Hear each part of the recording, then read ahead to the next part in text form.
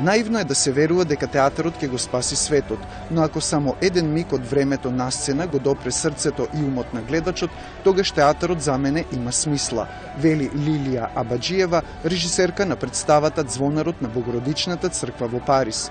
Повеќекратната учесничка на МОД и познаничка на домашната публика преку режиите во Македонскиот народен и во Битолскиот театар, овој пат ги освои нашите гледачи со инсценацијата на романтичното и трагично дело на Виктор Иго, поставено во драматизација на Димитар Стојановиќ.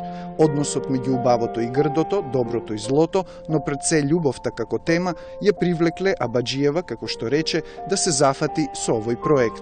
Това са битката в сърцето и в ума на Клод Фроло, архидиакона на Света Богородица, който някак си вижда на площада пред Нотърдам една прелесна танцорка и се влюбва в нея, пък някак си е посветил живота си на Бога, живее в отречения, в плътски отречения. Пострадањата на младиот Вертер од Гете, делото на Иго е втор роман во кариерата на Абаџиева, по кој таа направи представа. Улогите на Фроло, Квазимодо, Шатопер и Есмералда ги толкуваат истакнати актери на бугарскиот театар. За костимите и за сложената сценографија, која со ова гостување за прв пат ја напушти матичната сцена, беше задолжен Васил Абаџиев.